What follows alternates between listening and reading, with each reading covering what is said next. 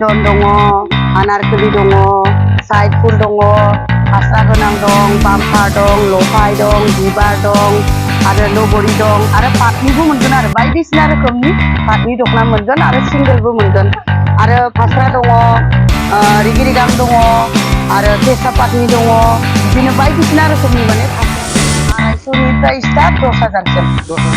हलसेलबो हरो, रिटेलबो हरो। आं माबा फन नम्बरबो दं, आंनि नम्बरा जाबाय 99 अफार मोनगासिनो 1500नि दख'नाखौ जों 1000 हरगासिनो आरो 2500नि दख'नाखौ 2000 1800 बेफोरबायदियाव जों हरगासिनो। फुजा नोंथांमोना मिथिगौ दायो दुर्गा फुजानि सिजनाव गोबां रायजो राजाफ्रा गावनि नांगौ मुवाखौ दा बायना लानायनि सम बे समाव मोनसे दख'ना दखाना मोनसे दख'ना स्टोर MNG दख'ना स्टोर बेयाव गोबां रायजो राजाफोरा गावनि नांगौ मुवाखौ बायना लाफैनायखौ नुनो मोनदों। गोबां दखानाव भिर होंगो दोंगो बे दखानाव नुनो मोनदों। आं केमेरा बिथांखौ आं उन फैफानो खावलायगोन जे दिनैनि समाव जिहेतु फुजा सिजन बे समाव माबायदि बिसोरनि दखाननि फाननाय आरो बायनाय बेबस्थाफोरा माबायदि जादों आं बे समाव केमेरा हमगिरि बिथांखौ उन फैनानै आं फैनो खावलायगोन।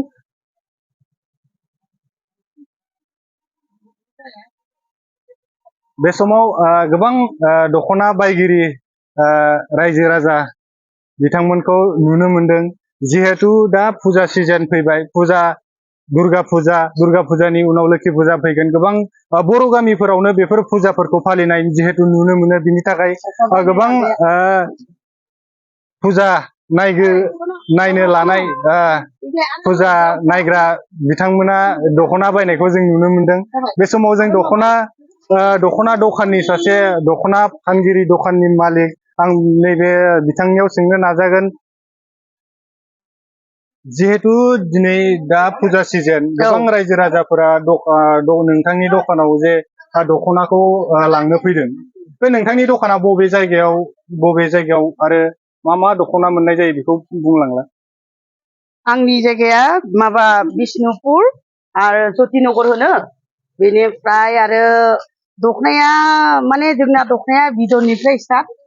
बिदन दङ, आनारकलि दङ, साइड फुल दङ, फास्रा गोनां दं, बाम्पार दं, लफाय दं, बिबार दं, आरो लगरी दं, आरो पाटनिबो मोनगोन आरो बायदिसिना रोखोमनि पाटनि दख'ना मोनगोन आरो सिंगेलबो मोनगोन आरो फास्रा दङ, रिगि रिगां दङ, आरो केसा पाटनि दङ, बिदिनो बायदिसिना रोखोमनि माने फास्राबो दंफायो आरो ब्लाउस मोनगोन, सेम्पुल मोनगोन, 5 इन्सि 10 इन्सि, ओमफ्राय आरो एमब्रयदारि आरो आरनाय ब्लाउस, बिदिनो नेटनिबो मोनगोन, आखाइ गोलाव गुसुं नेटनिबो मोनो। बे दख'नानि जिहेतु गोबां दख'नाखौ नोंथाङा फोरमायदों, दख'ना बायदि मुंनि दख'ना फोरमायदों। बे दख'नायाव बेसेबां रांनिफ्राय लानानै दख'नानि प्राइसआ बेसेबां मेक्सिमाम आरो मिनिमाम? जोंनि दखानाव दा दङ 250निफ्राय स्टार्ट 10,000सिम। 10,000सिम। औ। बबे दख'नाया 1000 बांसिन दामसिन? 1000नि दख'नाया मा? पाटनि जुरि पाटनि बे दख'नाया माने मोजां आरो जिया जुरि पाटनि बेफोर जिखौ बा माबा माबिफ्राव बाहायनाय जायो बे दख'नाखौहाय। बे समाव आरो मोनसे बाथ्रा मोनथिबावगोन, जिहेतु नोंथांनि दखाननिफ्राय गोबां फानगिरि आरो नोंथांनिफ्राय लांनानै हलसेलाव नोंथाङा हरो? हलसेलबो हरो, रिटेलबो हरो। आं माबा फन नम्बरबो दं, आंनि नम्बरा जाबाय 9957623468। बेनि सायाव नैबे दा जिहेतु फुजा सिजन गोबां अनलाइन शपिं खालामोबा जोङो डिसकाउन्ट बा माखासे अफ मोनो। अफारखौ मोनखागोन जों हलसेलैनो, खुस्राबाबो जों हलसेल बायदिनो हरगासिनोखा, अफार मोनगासिनो। 1500नि दख'नाखौ जों 1000 हरगासिनो आरो 2500नि दख'नाखौ 2000 1800 बेफोरबायदियाव जों हरगासिनो दा। ओमफ्राय 600 700नि दख'नाखौ जोङो 550 बेफोरबायदि हरनाय जादों आरो बिदनफ्रा दं 400 450 500 800सिम दङ बिदनफ्राबो। बे समाव नोंथांमोना मिथिबाय जे नैबे दख'ना दखानाव गोबां दख'नाखौ मोननाय जायो, गोबां रोखोमनि बेयाव दख'ना मोनो, गोबां रोखोमनि फास्रानिफ्राय लानानै दख'ना आरो बायदि ब्लाउसनिफ्राय लानानै गोबां रोखोम बेयाव मोननाय जायो। थ' नोंथांमोना जुदि नैबे दखानाव फैनानै जुदि पारचेस खालामनो लांनो गोसो दङब्ला नोंथांमोना लांफैनो हागोन जिहेतु बिथांमोननि दखाननिफ्राय जिहेतु हलसेलबो हरनाय जायो थ' नोंथांमोना लांफैनो हागोन मबाइल नाम्बारखौ एसे सिगाङाव बुंना होखाबाय नोंथांमोना लांफैनो हागोन बे समाव आं रायजो राजानिफ्राय नैबे दख'ना बायनो फैनाय बिथांमोननिफ्राय आं मिथिना लानो नाजागोन बे समाव नायगिरि बिथांमोननिफ्राय दख'ना बायनो फैनाय बिथांमोननिफ्राय आं मिथिना लानो नाजागोन केमेरा हमगिरि बिथांखौ उन फैनानै आं सोंनो नाजागोन जिहेतु नोंथाङा गांसे दख'ना बा दख'ना बायदिसिना लांनो फैदों गांबेसे दख'ना नोंथाङा लांनो फैदों बिबार ओमफ्राय लफाय बेखौनो नायनो फैदों आरोना लफाय दख'ना मा गांबेसे दख'ना लांगोन नोंथाङा दिनै गांनै नङाबा गांथाम गांसे आरो जिहेतु फुजा सिजन फैबाय फुजा सिजनाव नोंथाङा बेयाव दख'ना बायफैबाय माबायदि मोनखो बेयाव दख'ना बायफैनानै मोजाङानो मोनबाय जिहेतु बिथांमोना होनदों माखासे अफार होदों अफाराव नोंथाङा अफार होनायनि बेलायाव नों गांबेसे लानानै थांदों अफार होनायनि बेलायाव गांनै गांथाम बेफोरबायदि लांसै आरोना फसन जानायखौ बेसेबां दामि बेसेबां बाजेटाव लाना थांगोन नोंथाङा दा बुंथ'नो हायाखै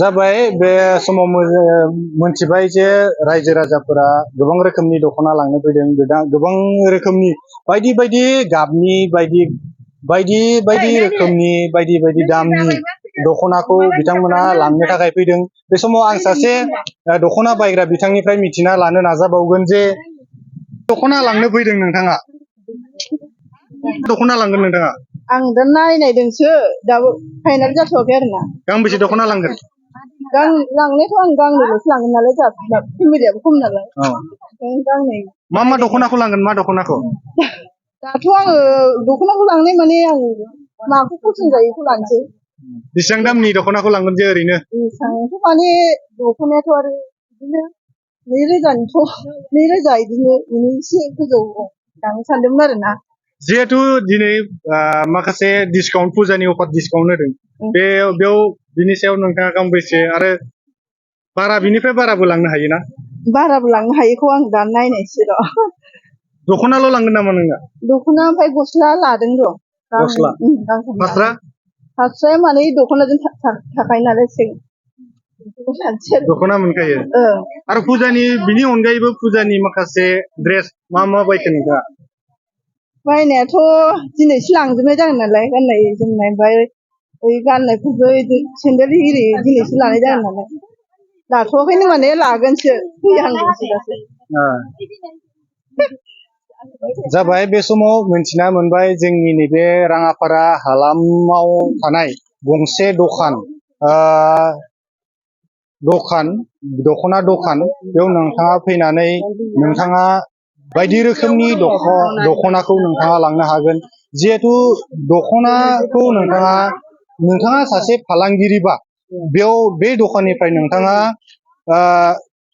हलसेल हिसाबैबो नोंथाङा मोनलांगोन बिनि सायाव एसे सिगाङाव फोरमायखाबाय मबाइल नाम्बार नोंथाङा बे एड्रेसाव थानानै नोंथाङा गावनि नांगौ मुवा दख'नाखौ लांनो हागोन एबा गावनि दखान एबा गाव जुदि फालांगिरिबा नैबे गलायाव फैनानै नैबे गलानिफ्राय हलसेलाव दख'नाखौ लांनो हागोन आं बे दखाननिनो सासे मालिक आदा आं बिथांनियाव सोंनो नाजाबावगोन जिहेतु नोंथांनि दखानाव बायदि रोखोमनि अफार सोलिगासिनो होननाबो एसे सिगाङाव जों मोनथिबाय आरो बे गोबां रोखोमनि नोंथांनिफ्राय दख'नाखौ मोनो बेयाव नोंथाङा बे आरो गुबुन बायग्रा बिथांमोनखौ मा खावलायगोन माने बिसोरखौ आं बुंनो नागिरदों जे सोरबा जों नांगौ जादोंब्ला प्रब्लेम जायो बेहाय राङापारायाव माबा बिष्णुपुर बुङो बेयाव फैनानै लांनो हागोन आरो बेयाव गोबां रोखोमनि अफार सोलिगासिनो दं होनना बुंदों मा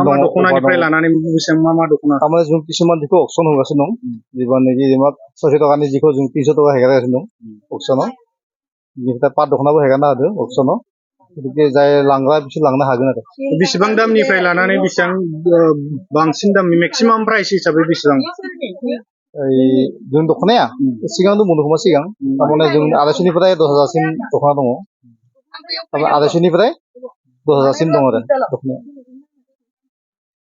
बे समाव गोबां बाथ्रा मिथिबाय जोङो बे दख'ना गलानिफ्राय। आं जोबथारनायाव बेखौनो बुंगोन नोंथांमोनखौ जे नोंथांमोनाबो नैबे गलायाव राङापारा हालामनि नैबे बिष्णुपुरनि दख'ना दखान बेयाव फैनानै नोंथांमोना दख'नाखौ लांनो हागोन। दख'नाखौ नोंथांमोना हलसेल बा गावनि नांगौखिनि मुवा दख'नाखौ लानानै थांनो हागोन। आं बे समाव बेखिनिखौनो बुंनानै आं नोंथांमोननो दिन्थिनाय जाबाय। गोजोन्थों।